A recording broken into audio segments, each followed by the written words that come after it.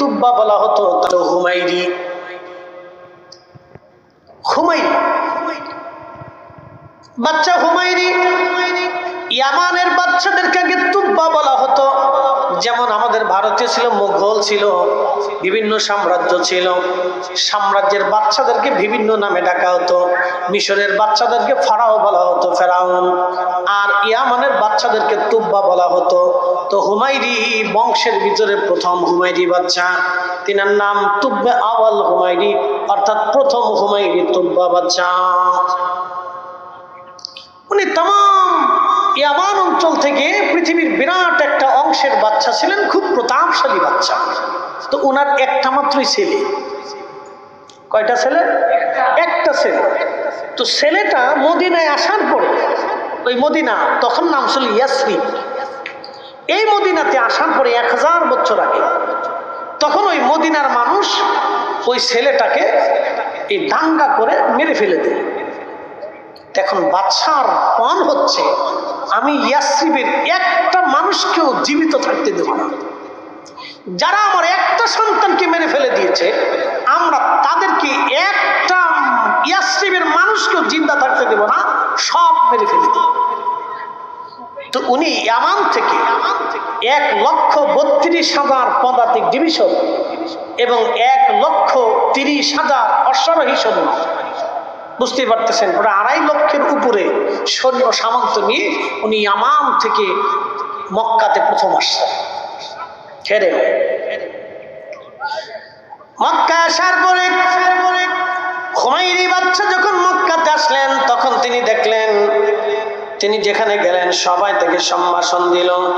কিন্তু যখন তিনি মক্কায় ঢুকলেন, মক্কায় ঢোকার পরে মক্কার একজন মানুষ তাকে আহলান সাহলান দিল না, সম্ভাষণ দিল না, তাকে সম্মান করলো না, তাকে কোনো সম্মান দেখাইল না। বাচ্চা হুমাইরি ডাক দিলেন, উজির, কারণ কি? একটা লোক আমাদেরকে সম্মান করলো না, সম্মান দিল না, কোন কারণে বলো? হুমাইরি বাচ্চা মক্কাতে আসার পরে একটা লোক তাকে সম্মান দিল না। হুমাইরি বাচ্চা উজিরকে বলেন, উজিরের ব্যাপার কি? একটা লোক সম্মান দিল না, কারণ কি? উজির ডাকতে বলেন, বাচ্চা, এই যে এখানে একটা ঘর আপনি দেখতেছেন, এটার নাম হলো বাক্কা। কি নাম ছিল? মক্কা না, কিন্তু আগে নাম ছিল বাক্কা। বাক্কা করলে সবাই চিনত। ইন্না আউয়ালা বাইতিন উদিআ লিন-নাসি লাল্লাযী বিবাক্কাতা মুবারাকান হুদাল লিল আলামিন।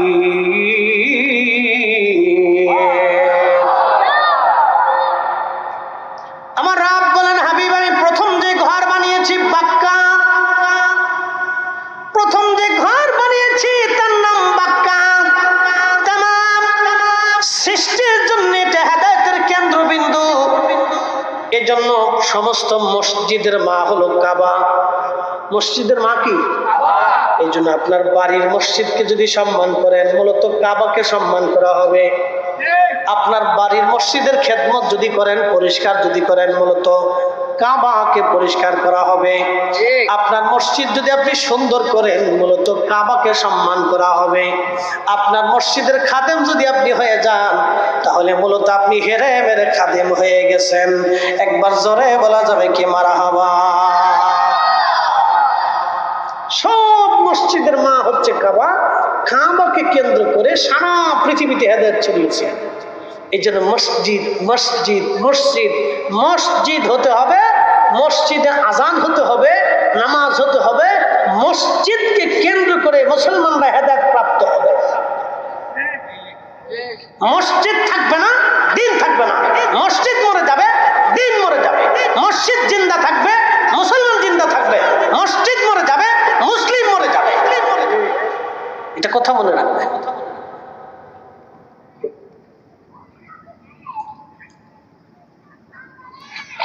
প্রিয় উপস্থিতি, খুব মনোযোগ দিবেন। হুমাইরি বাদশা বলতেছে, বলো কি এই ঘর এত দামি নাকি? বলে, হ্যাঁ, এই ঘর বাক্কা। সারা পৃথিবীর মানুষ এসে এই বাক্কা এসে তাওয়াফ করে, এখানে হজ আদায় করে, নামাজ পড়ে, এখানে তারা দোয়া করে।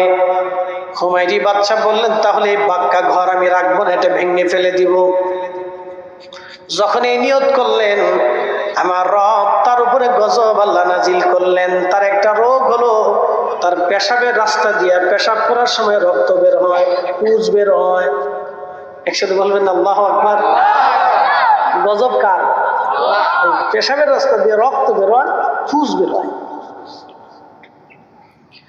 আবার চোখের কোনা দিয়ে, কানের ভিতর দিয়া, পায়খানার রাস্তা দিয়া তার রক্ত পুজ বের হতে লাগলো, গন্ধ ছড়াই গেল।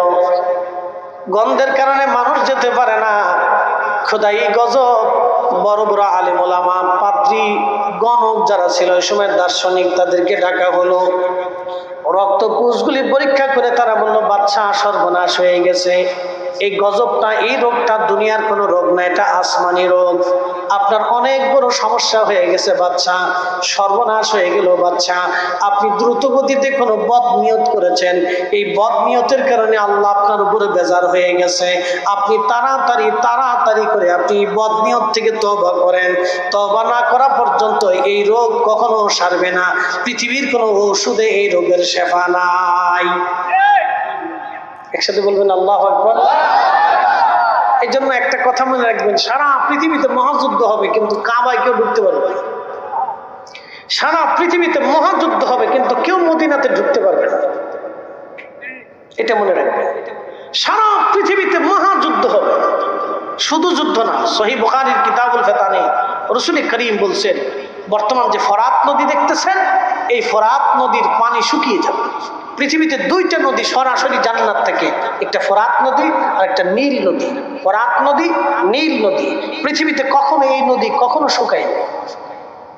পদ্মা, মেঘনা, যমুনা শুকিয়ে যাবে কিন্তু ফরাত কখনো শুকাবে না, নীল কখনো শুকাবে না। অথচ মরুভূমির ভিতর দিয়ে নদী এসে গেছে। এই দুই নদী কখনো শুকাবে না, কিন্তু কিয়ামতের আগে ফরাত শুকিয়ে যাবে। নদীর ভিতরে স্বর্ণের পাহাড় ভেসে উঠবে, ওই স্বর্ণকে কেন্দ্র করে যুদ্ধ শুরু হবে। সারা পৃথিবীতে যুদ্ধ ছড়িয়ে যাবে। প্রত্যেক 100 জনে 99 জন মারা যাবে, একজন বেঁচে থাকবে। যারা বেঁচে থাকবে তারা পাক্কা ঈমানদার। কয়জন মারা যাবে? 99 জন। যুদ্ধ করতে করতে শেষ, মহাযুদ্ধ হবে। কিন্তু মক্কা এবং মদিনাতে যুদ্ধ ছড়াবে না। এটাকে আল্লাহ নিরাপদ রাখবে, ফেরেশতা দিয়ে পাহারা দিবে। একসাথে বলা যাবে না আল্লাহু আকবার। এই দুইটা জায়গাকে আল্লাহ নিরাপদ ফেরেশতা দিয়ে পাহারা রাখবে। বলেন, রাসূলের কথা কোনটা মিথ্যা হইছে? আগামীতে হওয়ার সম্ভাবনা আছে নাকি? কোনো সুযোগ নেই। সাদাকাল্লাহুল মাওলানাল আযীম। আল্লাহ সত্য বলেছেন, ওয়া সাদাকা রাসূলুহুন নবিয়্যুল কারীম। রাসূল সত্য বলেছেন।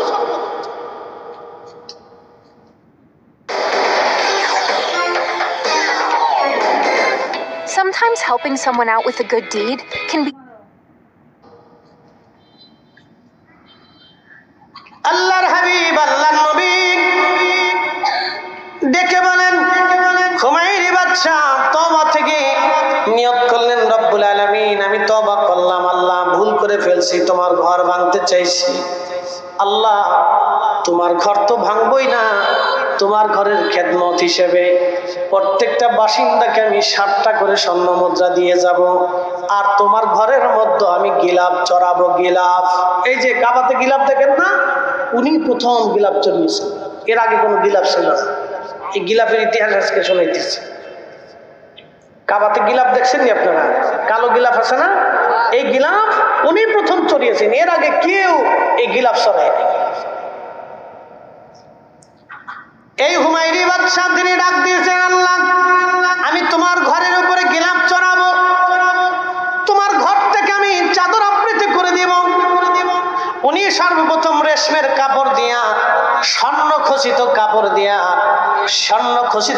দিয়া, রেশমের কাপড় দিয়া আল্লাহ তার রোগ ভালো করে দিলেন।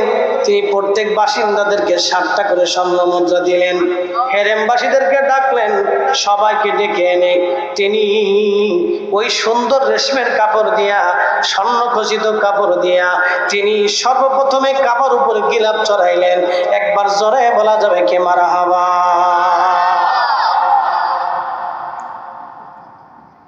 গিলাপ তিনি চড়াইলেন।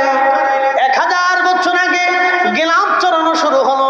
এই যে গিলাপ চড়ানো শুরু হলো, আর কোনোদিন গিলাপ থেকে কাবাকে মুক্ত করা হয় নাই। ওই গিলাফে কাবাকে আবৃত রাখা হয়েছে। ওই কাবার গিলাফের ইতিহাসটা আপনাদের কাছে শোনাই, ভালো করে শুনে যাবেন। এই গিলাপ চালু হয়ে গেল, আল্লাহ তার রোগ ভালো করে দিলেন। তিনি হেরেম থেকে রওনা দিয়ে মদিনাতে গেলেন। বর্তমান ইয়াসরিব, বর্তমান মদিনা, আগে নাম ছিল ইয়াসরিব। যখন এইখানে গেলেন, ছেলে হত্যার প্রতিশোধ তিনি নেবেন। সাথে লক্ষ লক্ষ সৈন্য সামন্ত লোক লস্কর নিয়ে তিনি বিরাট বাহিনী নিয়ে মদিনার উপরে ঝাঁপিয়ে পড়লেন। ইয়াসরিবের উপরে ঝাঁপিয়ে পড়লেন, ঘিরে ফেললেন। প্রত্যেকটা ইয়াসরিববাসীকে তিনি হত্যা করে ফেলবেন। ঠিক এমন সময় ওই বড় বড় পাত্রী যারা ছিল, আলেম ওলামা, তৎকালীন জমানায় বড় বড় ধর্মগুরু যারা ছিলেন, তারা বাদশার কাছে এসে বললেন, বাদশাহ সর্বনাশ, আপনি শহরের বাসিন্দাদেরকে হত্যা করবেন না, আপনি এই শহরের বাসিন্দাদের না, কারণ তাওরাত, জবুর, ইনজিলে যতগুলি কিতাব আছে আসমানি, তখনও ইনজিল শরীফ আসে নাই। আমরা তাওরাত জবুরের মধ্যে যেটা দেখলাম, বাদশাহ শুনে রাখবেন, এই মদিনার মাটি পাথর থেকে সুঘ্রাণ আসতেছে। আখিরি নবী রাহমাতুল লিল আলামিন এখানে আসবেন, এখানে তার কবর হবে, এখানে তার বাড়ি হবে, এইখানে তার ঘর হবে, এবং এইখানে কেন্দ্র করে তিনি তামাম পৃথিবীতে আল্লাহর দ্বীন প্রতিষ্ঠিত করবেন। একবার জোরে বলা যাবে কি সুবহানাল্লাহ। মনোযোগ দিয়ে, বাদশাহ আপনি এই শহরের বাসিন্দাদেরকে হত্যা করেন না। বাদশাহ আপনি এই শহরের বাসিন্দাদেরকে হত্যা করবেন না। এই শহরে আখিরি নবী আসবে, এই শহরে রাহমাতুল লিল আলামিন আসবে। আপনি শহরের কাউকে হত্যা করবেন না, মারবেন না, সর্বনাশ হয়ে যাবে আপনার। বাদশাহ বলতেছেন, হ্যাঁ তাহলে বলো আখিরি নবী কবে আসবে? বাদশাহ এই নবীর গুণগান যখন জানতে পারলেন, শান যখন শুনলেন, বাদশার দিল নরম হয়ে গেল। তিনি বললেন, ঠিক আছে, আমি আমার সন্তান হত্যার প্রতিশোধ নিব না, তাহলে বলো কবে নবী আসবে? বলে কবে আসবে সেটাও জানা যায় না, তবে নবী আসবে, তার জন্ম হবে মক্কাতে, হিজরত হবে মদিনাতে, এইখানে তিনি বসবাস করবেন, এইখানে তার কবর হবে, রওজা হবে, এখানে তার রওজা শরীফ হবে, এখানেই তিনি থাকবেন কিয়ামত পর্যন্ত। তার এবং তার উম্মত তামাম পৃথিবীর শাসন করবে, কিয়ামত পর্যন্ত তার ধর্ম চলতে থাকবে, কিয়ামত পর্যন্ত তার আদর্শ চলতে থাকবে, কিয়ামত পর্যন্ত তার উম্মত ছাড়া পৃথিবীতে ছড়িয়ে ছিটিয়ে থাকবে। কিয়ামত পর্যন্ত তার এই ধর্ম বিধান আনিত, তার জীবন বিধান কিয়ামত পর্যন্ত চলতে থাকবে। বাদশা এই শহরের বাসিন্দাদেরকে আপনি মারবেন না। বাদশা বললেন, ঠিক আছে বুঝলাম, কিন্তু আমি ওই নবীর জন্য কি খেদমত করতে পারি বলো? আমি তো আমার দেশে ফিরে চলে যাব, তাহলে তোমরা কতজন আলেম এখানে থাকবা? তখন তারা বলল, বাদশা আমরা এখানে 400 জন আলেম আছি।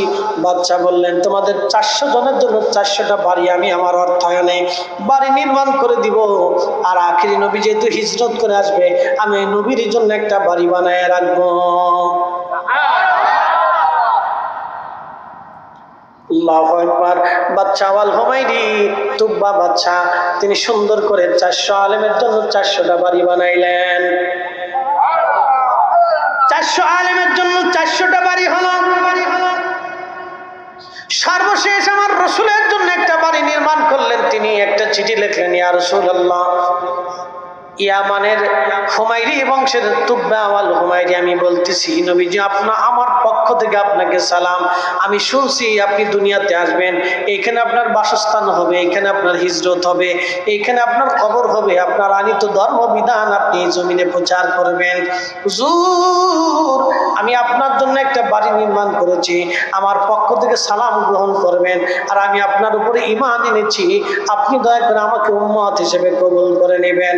কিয়ামতের ময়দানে আপনি আমাকে সুপারিশ করবেন। একবার জোরে বলা যাবে কি আল্লাহু আকবার। শুধু নাম শুনেই ভালোবেসে ফেলছে, শুধু নাম শুনেই মহব্বত করে ফেলছে। আর আমরা উম্মত হয়েও ভালোবাসতে পারছি না, কি ব্যর্থতা আমাদের, চিন্তা করেন তো। এত বড় বাচ্চা নাম শোনার সাথে সাথেই মহব্বত করে ফেলছে। শুধু মহব্বত করেই নাই, রসুলের জন্য বাড়ি নির্মাণ করছে, আলেমদের থাকার জন্য জায়গা করে দিছে। সে এতগুলি আলেমকে সম্মান করছে। তৎকালীন সময়ে মূসা আলাইহিস সালামের ধর্মের বিধানের উপরে যারা আলেম ছিল তাদেরকে সে সম্মান করছিল। এই আলেমদেরকে বাড়ি বানাই দিল। বাড়ি বানাই দেওয়ার পরে বাদশাহ হুমায়ুন তিনি চলে গেলেন, চিঠিটা রেখে গেলেন। প্রধান যে আলেম ছিল তার হাতে দিয়ে বললেন, আল্লাহর বান্দা, যদি আপনার সময় রসুল আসে তাহলে চিঠিটা আপনি আল্লাহ রসুলের কাছে পৌঁছাবেন। যদি আপনার সময় না আসে আপনি সন্তানকে ওসিয়ত করবেন, সে যেন তার সন্তানকে ওসিয়ত করে, সে যেন তার সন্তানকে ওসিয়ত করে, সে যেন তার সন্তানকে ওসিয়ত করে। এইভাবে ওসিয়তের ভিত্তিতে যেন আমার এই চিঠিটা রসুলের কদম মোবারক পর্যন্ত যেন পৌঁছায়, আপনি দয়া করে আমাকে এই ব্যবস্থাটা করে দিয়ে যাবেন। আল্লাহু আকবার।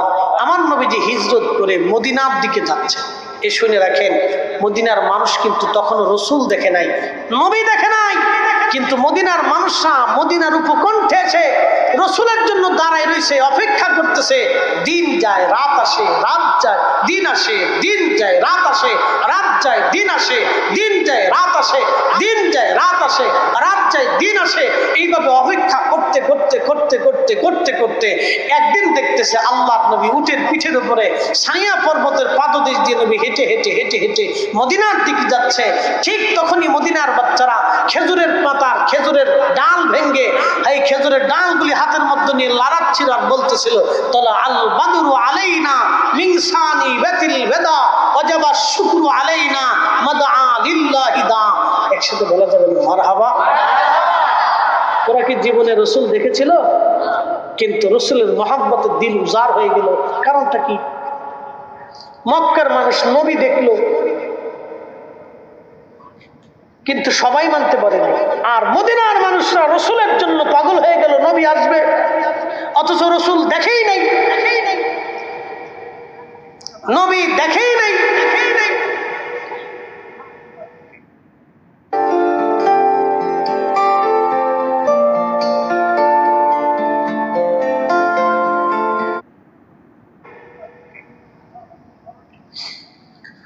প্রিয় উপস্থিতি, আমার রাহমাতুল লিল আলামিন আমার নবীজি আল্লাহর হাবিব যখন তিনি উপকণ্ঠে পৌঁছালেন, বাচ্চারা গাইতে লাগলো, তলাল বাদরু আলাইনা মিন সানিয়াতিল বিদা ওয়াজাবা শুকরু আলাইনা মাদা লিল্লাহি দা। আল্লাহর নবী পৌঁছাইলেন, সমস্ত মদিনার বাচ্চা কাচ্চা, নারী পুরুষ মহিলা বৃদ্ধরা রসুলের সামনে দাঁড়ায় গেল। খুব আনন্দিত হই হুল্লা লেগে গেল মদিনায়। ঈদের চাইতে বেশি আনন্দ, মদিনার রাস্তাঘাট বাড়িঘর পরিষ্কার হয়ে গেল। বাচ্চারা এসে বলতেছে, ইয়া রাসূলুল্লাহ, আপনি আমাদের বাড়ি আসেন, আমাদের বাড়ি আমার মা পরিষ্কার করে রাখছে, আপনি আমাদের বাড়ি থাকবেন।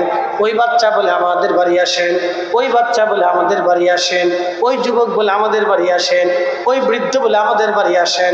সবাই বলতেছে, ইয়া রাসূলুল্লাহ, আপনি আমাদের বাড়ি আসেন, আপনি আমাদের মেহমান হন, আপনি আমাদের বাড়ির মেহমান হন, আপনি আমাদের মেহমান হন, আমরা জান মাল দিয়ে আপনার সেবা করব। একসাথে বলেন, জোরে বলেন। এই জন্য সারা পৃথিবীর মানুষ একরকম, মদিনার মানুষ আর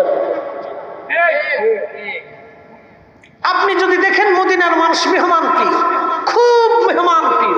হাজিদেরকে এরা বেশি খেদমত করে,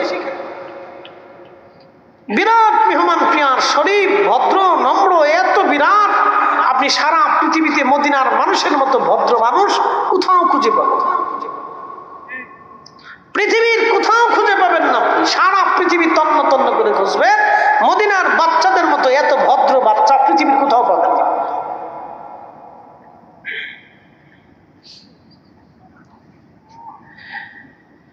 বন্ধু খুব মনোযোগ দিবেন। প্রিয় নবী ডাক দিয়ে বললেন, সাহাবীরা আমি কার বাড়ি যাব কে বেজার হবে না, আমি আমার উট ছেড়ে দিলাম, আমার উট যার বাড়ি যাবে আমি রাসূল তার বাড়ি থাকবো। বলবেন না মারহাবা। উট ছেড়ে দিছে, উট ছেড়ে দিছে। উটের নাম কাসওয়া। হেঁটে হেঁটে হেঁটে হেঁটে যায়। আল্লাহ নবী বলতেছিলেন আমার সাহাবীরা রে তোমরা শোনো, জিবরাইল আমিনরে আমার আল্লাহ পাঠাই দিয়ে বলেন উটের কান ধরে নিয়ে যাবা আইয়ুব আনসারীর বাড়ি, ওইখানে নিয়ে তারে বসাইবা। সুবহানাল্লাহ। জিবরাইল আলাইহিস সালাম উটের কান ধরিয়ে কাসওয়ার কান ধরে নিয়ে হযরত আইয়ুব আনসারী রাদিয়াল্লাহু আনহুর বাড়ির সামনে বসাই দিয়েছে। ওই বাড়িতেই সেই 1000 বছর আগে বাদশা নির্মাণ করেছে। একসাথে বলেন আল্লাহু আকবার। আরেকটু জোরে। এই জন্য কথা বলে, কথা বলে, রক্ত কথা বলে, রক্ত কথা বলে। সেই 400 আলেম যারা ছিল ইশকে রাসূলের মহব্বতে, তাদের রক্ত তখনও পৃথিবীতে ছড়িয়ে ছিটিয়ে সারা মদিনাতে ছড়িয়ে গেল। তারা এসে বলতেছে ইয়া রাসূলুল্লাহ আপনি আমাদের কাছে আসেন। আল্লাহর নবীকে আইয়ুব আনসারী রাদিয়াল্লাহু আনহু সম্ভাষণ দিলেন। এই মিসকিনের ঘরে রাহমাতুল লিল আলামিন, ওনার ঘরটা ছিল দ্বিতল বিশিষ্ট, 2 তলা বিশিষ্ট। শুনে যাবেন, ঘরটা 2 তলা বিশিষ্ট ছিল। আল্লাহ রাসূল তাকে তাকে আইয়ুব আনসারী নবীজিকে সম্ভাষণ করে ঘরে নিয়ে গেলেন। রাসূল বলেন আইয়ুব আনসারী তুমি উপরে যাও, আমি নিচে থাকি। বলে সাহাবীরা আসবে, সবাই আসলে দেখা সাক্ষাৎ হবে, উপরে যাইতে তো কষ্ট হবে, এত তার আধুনিক বিল্ডিং ছিল না, তো উপরে যাইতে আমার সাহাবীদের সাথে কথাবার্তা বলতে আমার কষ্ট হবে, তারপর তাদেরও কষ্ট হবে, অতএব তুমি এই উপরে যাও, আমি নিচে থাকি। প্রিয় রাসূলের কাছে তিনি চিঠিখানা পৌঁছাইলেন। একসাথে বলবেন না মারহাবা। আল্লাহ নবী চিঠিখানা পড়লেন, পড়ার পরে বললেন নেক বাদশা হুমায়রাকে আমি কবুল করে নিলাম।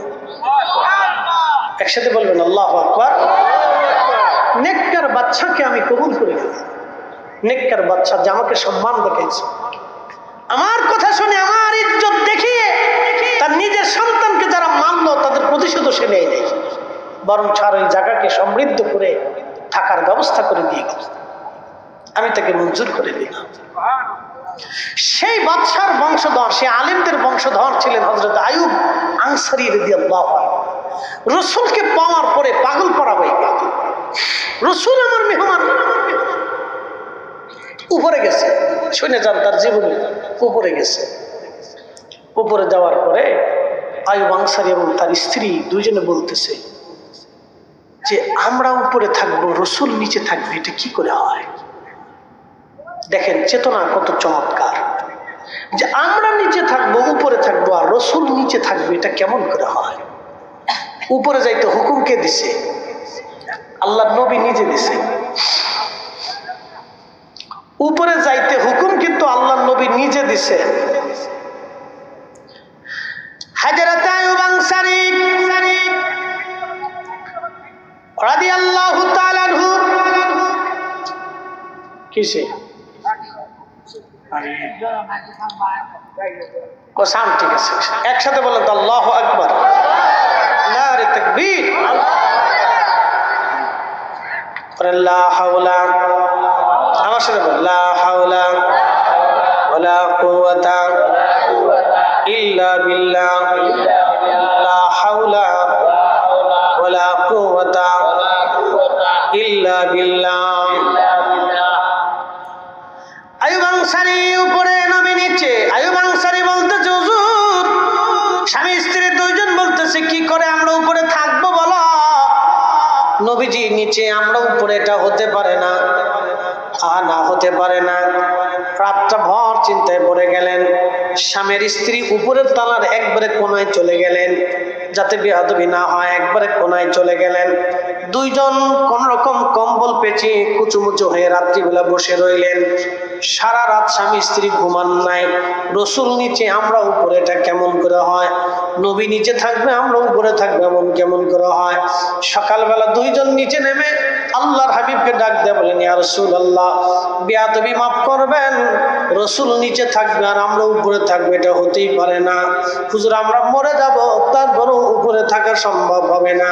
ইয়া রাসূলুল্লাহ, বেয়াদবির হবে এই ভয়ে আমরা সারা রাত ঘুমাইতে পারি নাই, আমরা রুমের এক কোণাতে কুচুমুচু হয়ে বসেছিলাম। হুজুর, আপনি দয়া করে উপরে চলে যান, আমরা নিচে থাকবো। আল্লাহর নবী তাদের দিকে লক্ষ্য করে উপরে চলে গেলেন। চিন্তা করলেন, হ্যাঁ, কথা তো ঠিক, তাদের কষ্ট হবে। নবী তাদের কষ্ট দিতে চান না, আল্লাহর নবী উপরে চলে গেলেন। হযরতে আইয়ুব আনসারী থেকে শুরু করে মদিনার প্রত্যেকটা, মদিনার যারা আনসারী ছিলেন, তারা নিজের কন্যা সন্তানকে বিয়ে দেওয়ার আগে আল্লাহ রসুলকে জিজ্ঞেস করতেন, ইয়া রাসূলুল্লাহ, আপনার কি স্ত্রীর প্রয়োজন আছে কিনা? যদি থাকে তাহলে আমাদের ঘরে মেয়ে আছে।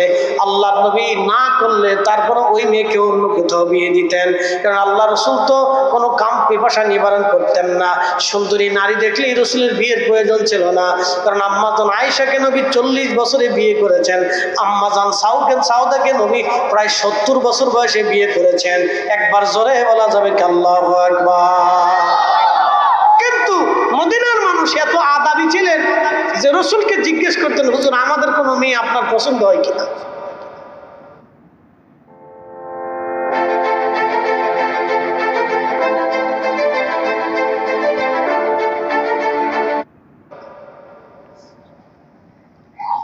চিন্তা করতে পারছেন তারা কিভাবে আল্লাহ রসুলকে সম্মান করতেন? যদি রসুলের পছন্দ হয় আর যদি আমরা অন্য কোথাও বিয়ে দিয়ে দিই তাহলে কেমন হবে? এটা ছিল আদব। কিন্তু রসুল তো কোনো সুন্দরী নারীর দিকে রসুলের কোনো ইয়া ছিল না। চাইলে রসুল কত সুন্দরী নারী বিয়ে করতে পারতেন। আম্মাজান আয়েশাকে তো রসুল ইচ্ছা করে বিয়ে করেন। হযরত আবু বকর সিদ্দিক বারবার পিরাপিরি করতেছে, ইয়া রাসূলুল্লাহ, আমার মন চায় আপনার সাথে আত্মীয়তা করবে। বলে, কাকে বিয়ে দেবো? বলে, আয়েশাকে। বলে, সে তো কুমারী, ছোট্ট। বলি, ইয়া রাসূলুল্লাহ, তারপর আপনি বিয়ে করেন। আচ্ছা বলেন তো, একটা বাবা বারবার বলতেছে আপনি বিয়ে করেন, বিয়ে করেন, বিয়ে করেন। আল্লাহ রসুল বিয়ে করলেন, বয়স 5 বছর। একসাথে বলবেন না মারহাবা? 5 বছর বয়সে একটা মেয়ে কি বুঝে? বিয়ে হলো। 9 বছর বয়সে আল্লাহ নবী ঘরে নিয়ে আসছে। 9 বছর বয়স থেকে হযরত আম্মাজান আয়েশা সিদ্দিকা রসুলের খেদমত করেছেন। এটা রসুল করিম সাল্লাল্লাহু আলাইহি সাল্লামের প্রতি সাহাবা কিরামের অনাবিল মহব্বত ছিল, হৃদয় থেকে ভালোবাসতেন। এই জন্য আল্লাহ বলছেন, কুল, হুজুর আপনি বলে দেন, ইন কুনতুম তুহিব্বুনাল্লাহ ফাত্তাবিউনি। একসাথে বলা যাবে না? আল্লাহু আকবার। আল্লাহু আকবার।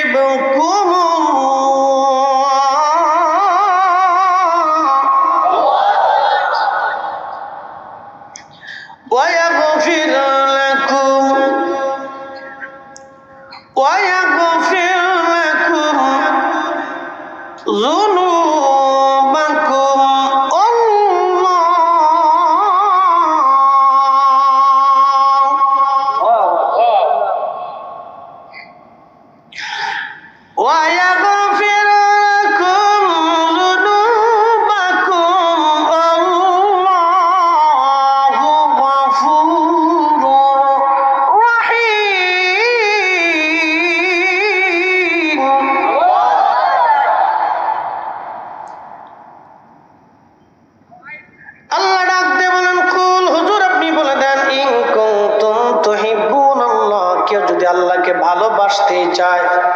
কি চমৎকার কথা! আল্লাহকে কেউ যদি ভালোবাসতে চায়, কেউ যদি বলে আমি আল্লাহকে ভালোবাসি, হুজুর আপনি বলে দেন ফাত্তাবিউনি, সেজন্য আপনি নবীর ইত্তেবা করে, অনুসরণ করে।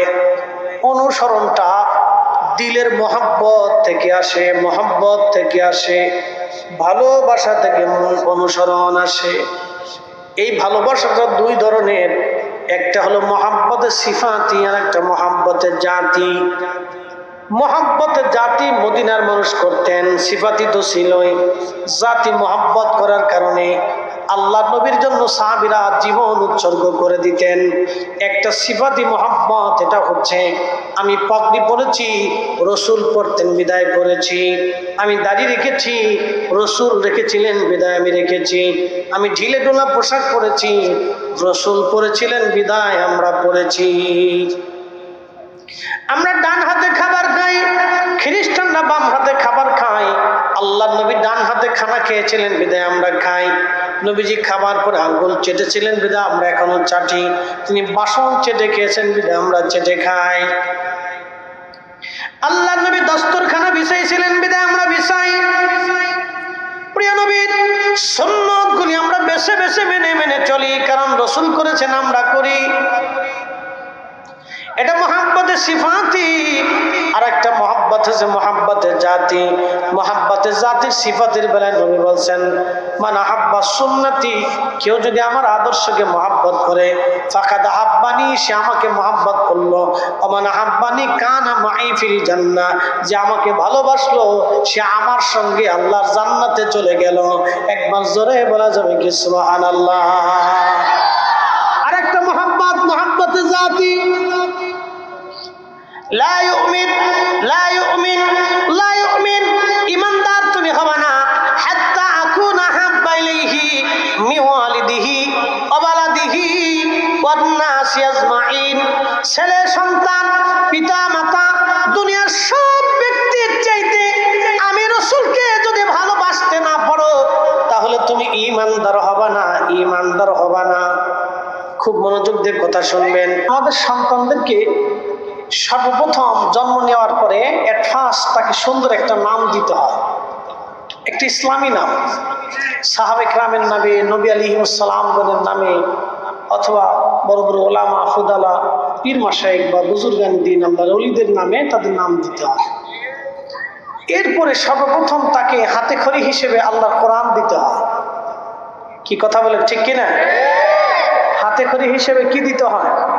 আল্লাহর কোরআন দিতে হয়। তারপরে ওই বাচ্চাটাকে নিজের কাছে রেখে আদব লেহাজ, সুন্দর চরিত্রবান হওয়ার জন্য তাকে শিক্ষা দিতে হয়। এগুলি থেকে আমরা ব্যর্থ হওয়ার কারণে আমাদের আগামী প্রজন্মগুলি ধ্বংসের দিকে ঝুঁকে যাচ্ছে। আল্লাহ যেন এগুলি থেকে